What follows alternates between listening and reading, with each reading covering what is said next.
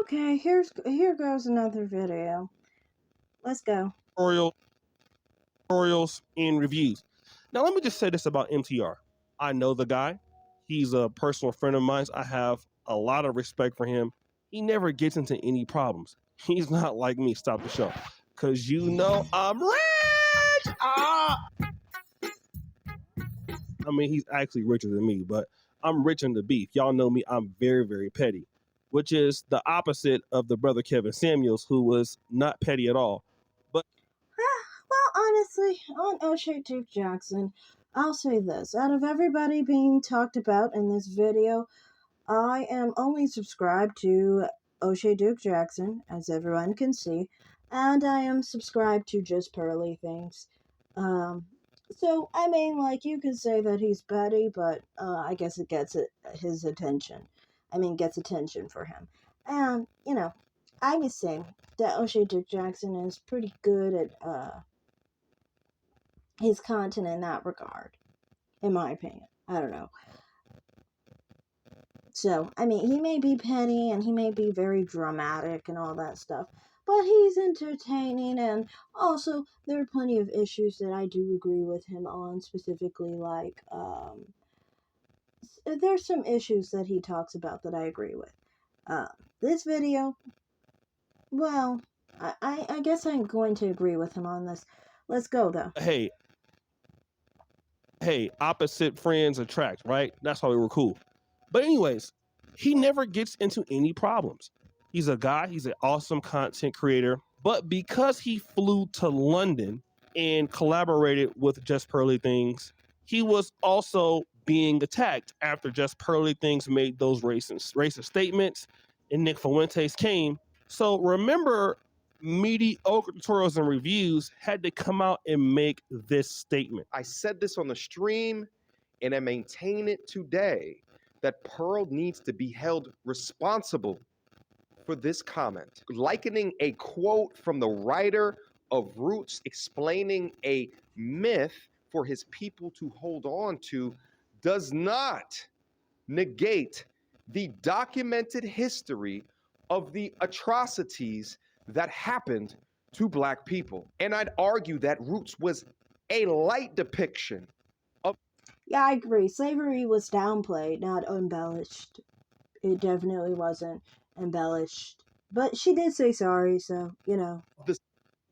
The savagery that my forefathers had to go through to ensure that I would be here today. And I want you to do it for the sake of my history, for the sake of my community, for the sake of my audience, and the people who have followed me and will continue to follow me, Pearl. The people that found you through my channel because of these actions. And Pearl, we had a one-on-one conversation before I recorded this video. And I told you I can no longer work with you. We had a dating show that was in the pipeline, and I was super excited about releasing this content on your platform and then cutting it up and putting it up on my platform and reacting to it. We did great content up there. But along with these statements, I'm happy he didn't, actually, because I mean, like, there's one video I find him in, and it's just like, it didn't make him look good at all, in my opinion. So, I mean, like, it's a good thing he stopped. Anyway, continue. Have come up, I no longer feel comfortable in having that dating show footage released along with the other content that was recorded up there onto your platform. I plan in the future not to release more content up onto the channel regarding my time in London. And to be honest, frankly, it really sucks because I had a lot that I wanted to be able to speak about. All right, I got a list of their names right here. I don't want to forget anybody. Chantel Simone, The Crimson Cure, Danica Marie. Crimson Cure is really good too. I've looked at her content. No, I mean, like, some content you ignore, but other content, she's really good. I like her. But yeah, I like some of her content. Anyway, continue. Six the Goddess, Melanie King, and of course, Shahrazad Ali. Now, at the end of that video, if you can remember, there were certain people that he recommended as female content creators. So for those people who didn't want to follow just pearly things, he gave some recommendations for you men if you wanted to follow some women out there who are good content creators. He actually gave a list. I won't play the list in particular, but I will talk about the people that were mentioned on that list.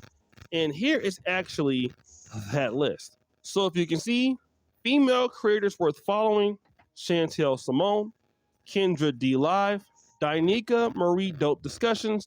Oh yeah, Kendra G is really, really good too. I always am watching Kendra G. Kendra G is really good content. And so is, like I said, Danica Marie is too. To me personally, this is a thing. It's like, with what they call pygmies or whatever, um, the floor plan of different ideology and like dating and so forth can be very similar regardless of what race you are or what race you date, and I find that it's interesting, like with certain content creators, like these type of content creators, people will call them pygmies or whatever, but some of the content that they bring is sometimes worth mentioning. It depends on which ones. But I do like Danica Marie. That's just me, personally. And Kendra G. And Crimson Cure. Crimson Cure, though, sometimes there's more of a political interest that I have there, since I am a conservative, so I like some of her content for those purposes. Anyway, continue. Melanie King, Pink Book Lessons. I am Courtney Michelle. And of course, the beautiful yet controversial Six the Goddess. Now, Six the Goddess is a content creator who I believe she's actually 6 foot tall.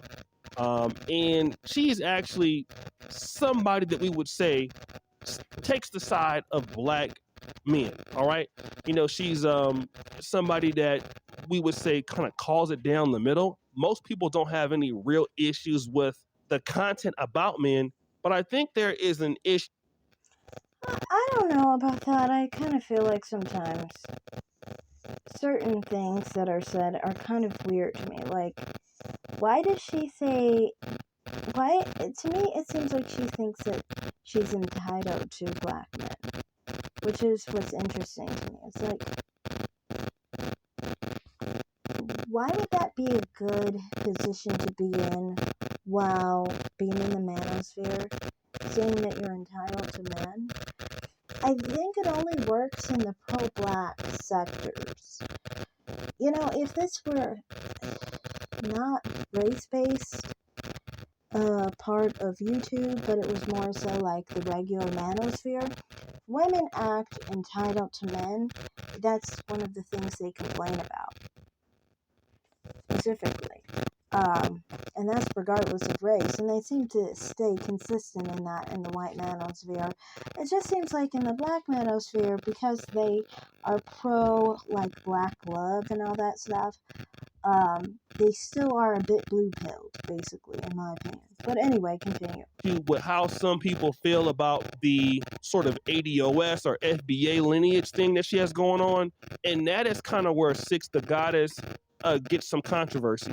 Number one, she's very adamant about being an African American, and not necessarily, I don't know if she talks down so much on other groups, although I heard that there were some things she said about Africans before. I don't have the clip, I can't play it, but I have heard her speak of, the kind of situation where it's more like us versus them kind of thing.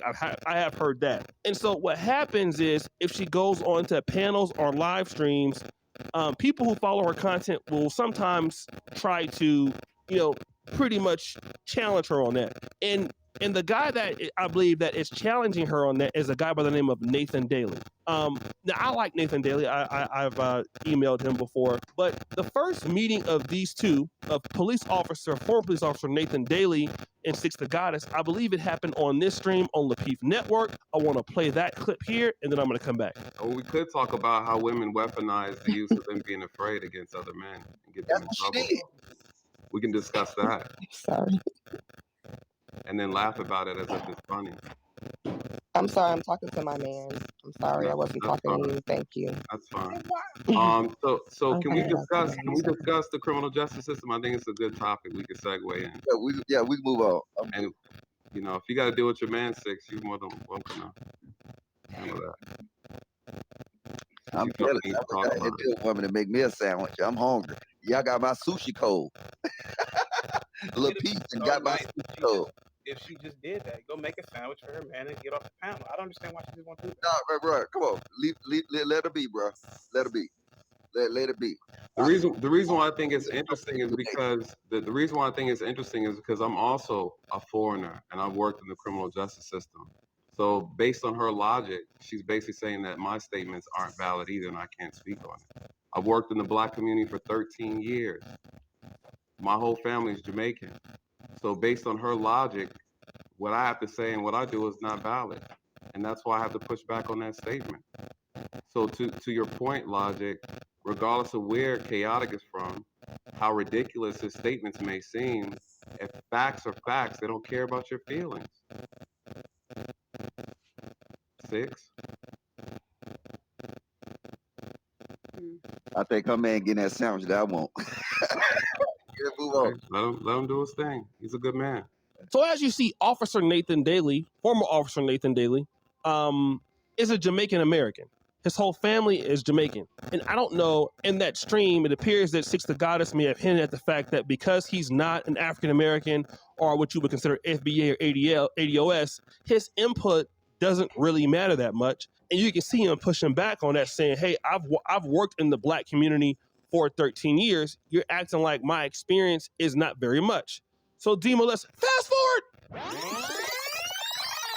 When the whole Just Purdy things situation came out, Six the Goddess and Danica Marie, who are together D6, decided to come out on the same side as me. Not to say they decided, but they're on the same side as me, right?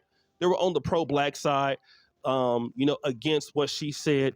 Nathan Daley happened to be out on the other side.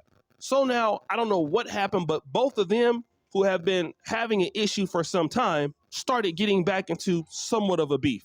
I feel like Nathan Daley is called her out for being a former stripper or something like that. But then I guess at some point, Six the Goddess actually, we're going to review it on MTR's channel. She played a clip of Officer Nathan Daley, who used to be a police officer, getting dragged down the street and laughing about it. I'll go ahead and play that clip right now, courtesy of MTR's channel, and we'll come back. I thought they were great compliments to the space. One of those content creators, I now have to rescind my recommendation because of what I just recently watched. So let's get into it. Just call him Officer Curry Gold. I am so weak right now. That's exactly what we're going to call him, Officer Curry Gold. You know what I'm saying? I'm like, I'm not going to argue with you. You don't let shit go. Ain't you the one that got dragged down 85? I'm not going to argue with you that don't let shit go. You crazy as fuck. I'm not going to argue with you. You've already shown you can't let it go. You was holding on to that person's car getting drugged down 85 South. I don't trust no one like that. Pay attention. You don't let go of shit. I damn sure ain't finna sit there and go back and forth with you. I'll be exhausted. Let me see if I can show y'all when he got dragged down the hallway. So this is the part, right? Fair use. This is the part where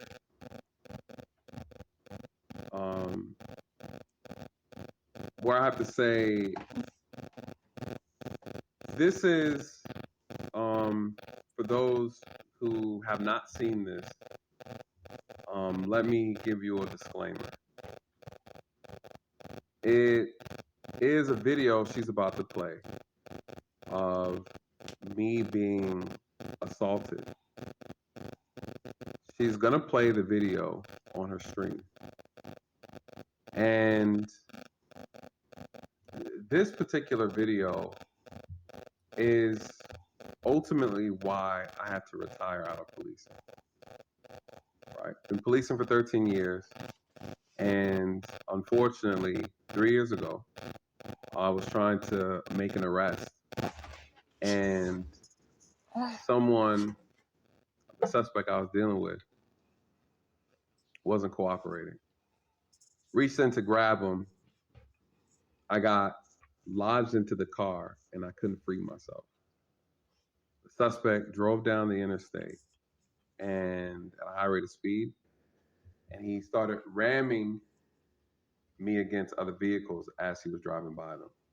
Ultimately, I ended up striking a van and was ejected from the car. I was unable to free myself. And because of that, I had to jump onto the car and hold on. And so this is what she's talking about. So for a lot of people who are new to my channel, may not have heard me discuss it. Those who have been on my channel have heard me talk about it before. And it is a sensitive subject because I almost died. I thought I did die, actually. You know, I woke up, was almost ran over by vehicles on the interstate. By the grace of God, I'm still alive. So she pulls the video up and she plays it. So I want to make sure I give a disclaimer to those who have not seen it. It's a tragic and it's difficult thing to watch. At least for me it is, and I think even for people who have some sense of humanity, you know, I think that it'd be difficult for them to watch. And so I wanted to pause there before I played it to give you a disclaimer that you're going to see something that is someone, she's going to play the clip of someone attempting to kill me. Now, after watching that and having a lot of sympathy for the brother, MTR, Mediocre Tourism Reviews, had to come out and pretty much atone, if you would say, for the fact that he recommended her. He rescinded that action and he said this. To laugh and joke about a man's near-death experience because you have a disagreement with him is exactly the type of evilness and malcontempt that I talk about on this channel on a daily basis. This level of hate for men across our society and pure disconnectedness to what it is that men are doing for our society represents the exact type of woman that I talk about on this channel. Where is your empathy? Where is your decency? Where is your decorum? Where is your code? How on God's green earth can you talk about being an advocate for men, which I thought that she was, and within that same breath, in that same body, go to the depths of hell to disrespect this man to this degree? Now, I don't know this man personally, but let's just say that this man has a family. Let's say he has a wife. Okay, so you're saying, where's your humanity? Where's your empathy? Where's your decorum? And you have to pay attention to something. I don't understand. How are you asking these questions when you know who you're asking and you know what you're talking about? We already know that Six the Goddess is a criminal. She is someone who is a drug dealer. She was a drug dealer. She sold drugs. She's broken the law. That's the type of life she lives. She's a really bad image for basically Black Americans. And this is very important because people with her perspective, people with her lifestyle, many of the time try to distinguish Black Americans who are law-abiding citizens, who are civilized human beings, who are normal human beings, not like her, wild boars who are not civilized, animalistic, people who need to be locked up in prison. I would even say possibly even receive the death penalty, because I do believe that drug dealers should get they should get some kind of penalty similar to that under those type of laws and so forth. You know, I think that it should be really harsh penalties for people like her. But these type of people have no humanity and no sense of empathy for police officers. This is why she tried to point out that he was not Black American, to try to act like he's not actually a real Black American. What she means is he's not a real criminal. A lot of Black Americans who break the law and are criminalized Black Americans assume other Black Americans who are law-abiding and, you know, civilized individuals who are not like her are not the same type of, they're not the same ethnic background, basically. They think that the representation of FBA Black Americans is a very bad, wild, and uncivilized and criminalized individual. And for those reasons, that's why police officers like him, she will have no sympathy for. Because basically, Black people who are like this don't see Black police officers as actually Black people. They don't think that their lives matter. They don't think that their lives have any value. This is why they try to kill them. People like her try to kill people like Nathan Daley on the daily, actually. That was just the truth. And so because of that, you know, of course she's going to have no sympathy. She's going to laugh at him struggling to stay alive as, you know, a criminal is trying to kill him. So, you know, I don't think it's really a shock when you ask, where is her empathy? Where is her humanity? Do you know what it takes to be a drug dealer? You're obviously an unconscionable person. You are a psychopath. You are a person who doesn't give a darn about society, doesn't give a darn about the people you give drugs to, doesn't give a darn about their children, doesn't give a darn about, you know, how it encourages more crime for other people who are very innocent and, you know, not trying to do anything wrong, you know. We all know what the cycle of drugs, drug dealers, and drug addicts causes a lot of lives lost. It causes a lot of abuse, a lot of trauma to children, to everyone, basically. Trauma to society as a whole. So, I mean, when you ask someone, where's their sympathy? Where's their empathy? Where is their decorum? You have to know who you're asking. Are you asking a criminalized beast? Or are you asking a civilized human being who actually follows the law?